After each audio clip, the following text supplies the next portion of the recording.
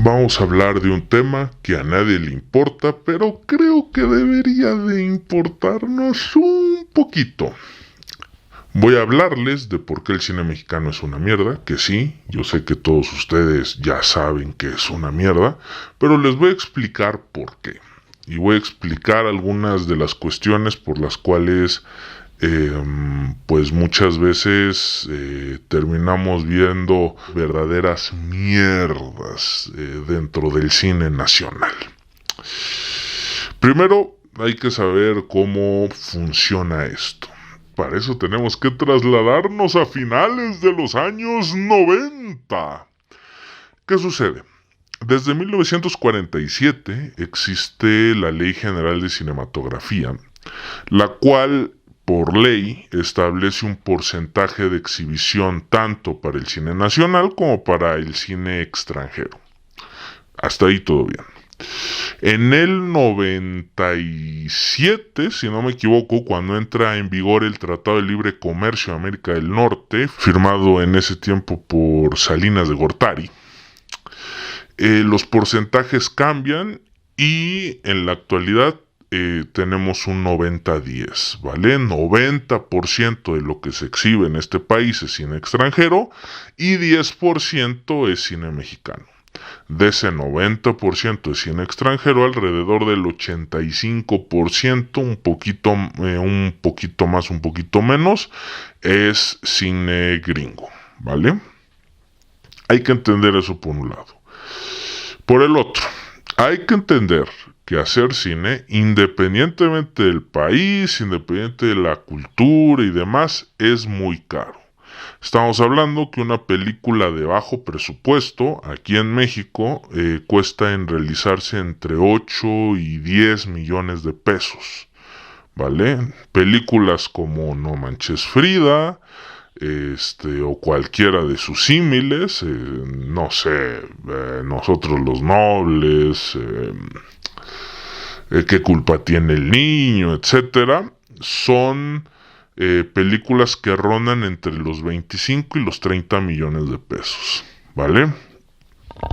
Entonces, ¿dónde está el problema? México no es una industria de cine, es una comunidad, sí, es una comunidad grande, es una comunidad con múltiples propuestas, pero no es una industria. ¿Por qué no es una industria? Bueno, comparándolo con Hollywood, Hollywood ven esto como un negocio, y sí, efectivamente es un negocio, genera miles de millones de dólares al año. Una película, debido justamente al presupuesto, tiene que ser redituable.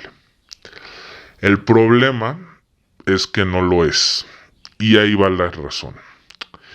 En México se ocupan fondos estatales, en su gran mayoría, al menos para poder hacer, pues no quiero decir una gran cantidad de películas, pero sí para poder hacer una propuesta, digámoslo así, decente, ¿vale?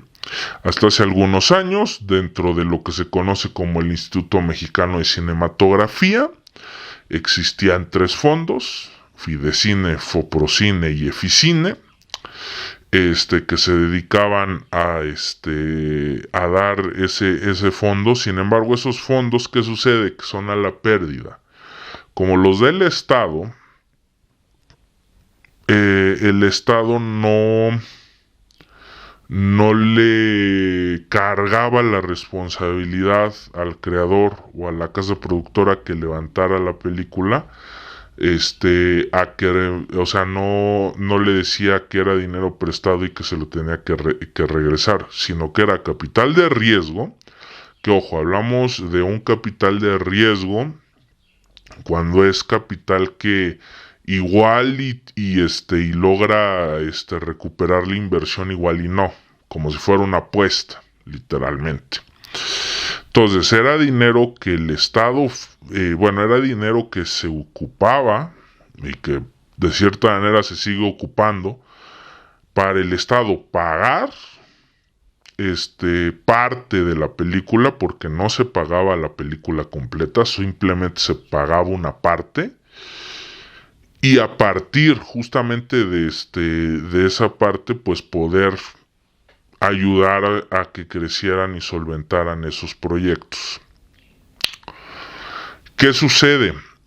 Que hoy en día el problema ya no es tanto el levantamiento de la imagen, que sí, sigue siendo de las cosas más caras que existen y que se puedan hacer, pero ahorita el problema se encuentra justo en la distribución y en la exhibición. Por eso tan importante los porcentajes que mencionaba anteriormente. Porque aunque el Estado no ve como negocio el cine, lo cierto es que las exhibidoras, que en este caso tenemos en México un duopolio, que son Cinépolis y Cinemex, pues ellos son empresarios, son empresas privadas y obviamente quieren ver que la película que exhiban pues les reditúe a ellos. Entonces aquí es cuando el creador cinematográfico mexicano promedio empieza a encontrar problemas y empieza a encontrar trabas. ¿Por qué? Por un lado, todos estos fondos públicos, no quiero decir que estén amañados, pero muchas veces se han visto envueltos en ciertas polémicas, suelen ser un poco opacos en cuanto a la forma en la que distribuyen el dinero. Eso por un lado. Muchas veces también son fondos que quedan pactados desde antes, debido a que es gente que muchas veces lleva trayectoria de 20, 30 o 40 años en esto. Tenemos un problema generacional bastante grande, en donde la mayor parte, si bien ya han desaparecido muchísimas casas productoras y empresas privadas que financiaban cine, lo que ha quedado han sido los sindicatos. Y muchas veces también dentro de estos sindicatos pues pesa mucho la antigüedad, ¿no? Y pesa mucho la carrera cinematográfica de los directores, de los guionistas, de todo el personal humano y técnico que se necesita para hacer una película. Entonces, por un lado tenemos este problema generacional. Por otro lado, el siguiente problema es, justo por esto mismo, es difícil acceder a los fondos porque son muy pocos. Generalmente el presupuesto que suele dar el IMCINE o el Instituto Mexicano de Cinematografía para todos sus proyectos ha de rondar entre los 60 y 80 millones de pesos. Con eso, y eso se tiene que repartir en aproximadamente 20 películas, siendo que actualmente se hacen muchas más películas que simplemente 20. Entonces es difícil poder entrar, porque aparte ya ha crecido también el número de personas que se dedican a la cuestión audiovisual, y por ende, vuelvo a lo mismo, es complicado poder acceder a estos fondos. Entonces, esa es la primera etapa. Suponiendo que algún cineasta Nobel logra meter sus papeles, resulta una idea interesante que le gusta a los consejos que analizan, porque de hecho dentro de estos fondos existen consejos que analizan todos estos proyectos. Se tiene que entregar una carpeta en donde tiene que venir desglosado un presupuesto, tiene que venir una propuesta de cómo va a lucir la película, de qué va a tratar, etcétera, etcétera. Y digamos que si pasa ese filtro, entonces justamente va a poder tener acceso a estos recursos estatales que le van a ayudar a financiar su película. Ahora bien, digamos que concursa, no lo logra. ¿Cuál es el siguiente paso? Conseguir financiar quizás de manera independiente o autofinanciarse, que muchas veces es lo que hacen.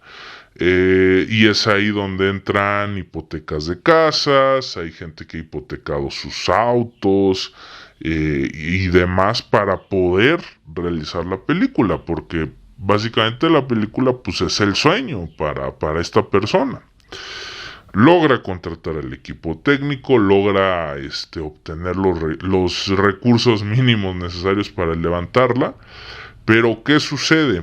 Una película no solamente es ir y ponerme a grabar, o sea, esa es solo la mitad de la chamba. La otra mitad es, una vez que yo haya terminado de hacer mis grabaciones, yo tengo que editar.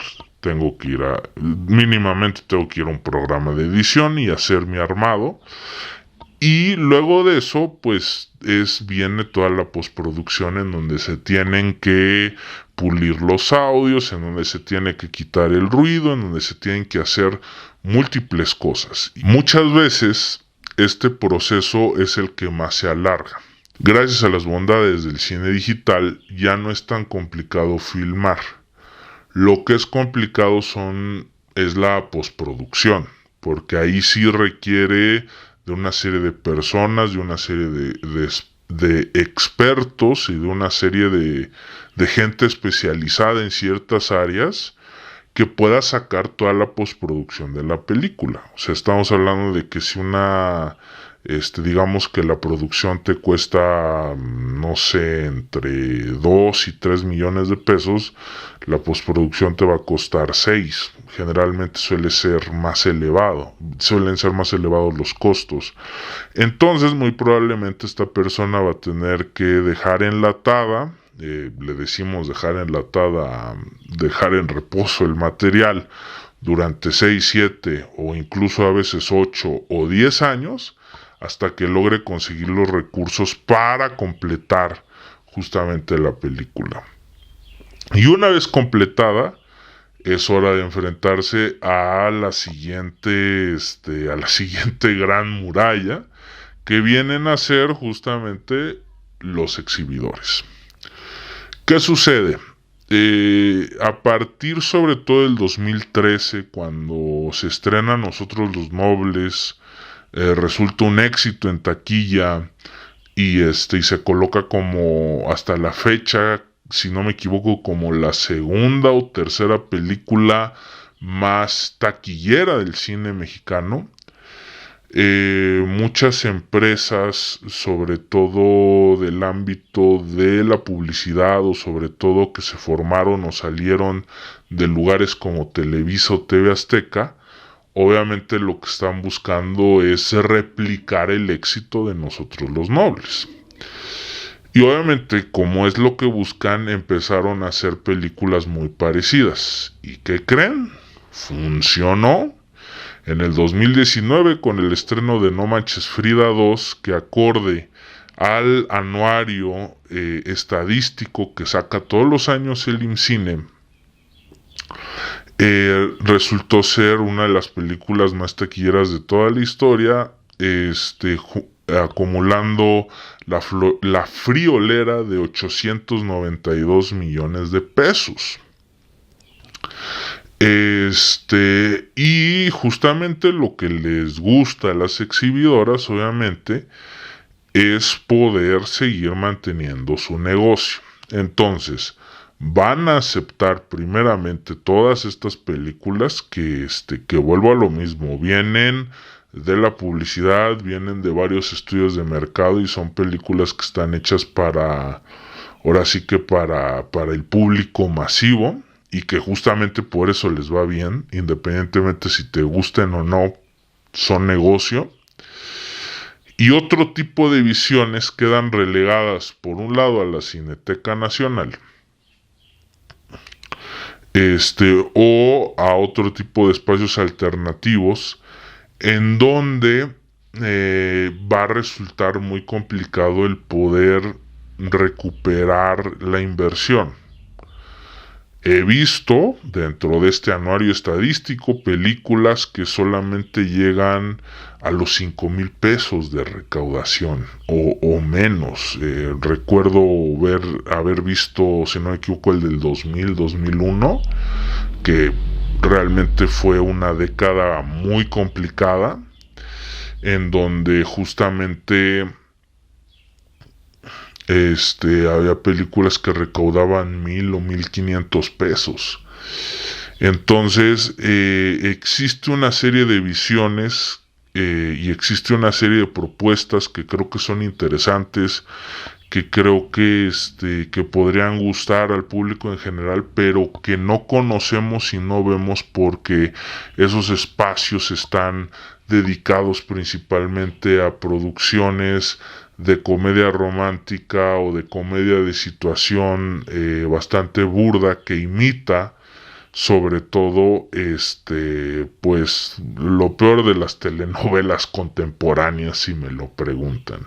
¿Cuál sería la solución para poder, digamos, que darle un giro a esto? Creo que es importante aumentar el porcentaje de cine nacional dentro de las salas, estar en un 50-50 para que justamente exista una mayor probabilidad de que esas propuestas, que con suerte llegarán a la cineteca, si no es que se quedarán enlatadas hasta el día del juicio final, tengan la oportunidad de estrenarse en la gran pantalla, tengan la oportunidad de convertir a esto en un negocio lucrativo, en donde las empresas privadas puedan involucrarse y puedan decir: oye, aquí hay un negocio que sí, es arriesgado, pero mínimo sé que puedo doblar o puedo triplicar o puedo cuatruplicar mi inversión. Con esos porcentajes de exhibición no es atractivo para ningún inversionista de ninguna clase. Yo la verdad estoy muy en contra de los fondos públicos. Sé su importancia histórica, sé la importancia justamente que tienen en la actualidad, porque es de los pocos medios que tenemos para poder hacer cine, pero desde mi punto de vista y a la larga le están haciendo un mayor daño al cine mexicano que una ayuda. ¿Por qué? Porque vuelvo a lo mismo, son fondos que están hechos a la pérdida, son fondos que vienen de los impuestos de las personas y que muchas veces esas mismas personas que no saben que sus impuestos son usados para hacer cine mexicano, terminan en lugares y terminan en propuestas que pues carecen de una calidad mínima. Entonces no se me hace justo para que pues un contribuyente esté pagando por cine de mala calidad, que muchas veces ocurre, o por un cine que el mismo contribuyente no va a poder ver o no va a tener acceso. Desde mi punto de vista, el único fondo que creo que debería de conservarse es el Eficine, que es un fondo que le permite a las empresas poder ellas voluntariamente dar apoyos al cine nacional, y a partir de esos apoyos ellos pueden deducir impuestos, ¿vale? Ese creo que es un apoyo importante, porque al final de cuentas pues son las empresas justamente las que saben a dónde se está yendo su dinero. Y lo que creo que sí es importante establecer desde el gobierno federal, desde lo que son la Secretaría de Cultura, desde el Instituto Mexicano de Cinematografía, etcétera, es, por un lado, establecer un marco legal y establecer las instituciones para que no existan para que existan las condiciones de trabajo mínimas necesarias para poder hacer una película, porque muchas veces las condiciones o las formas en las que se hacen, sobre todo dentro del cine independiente, no son las óptimas.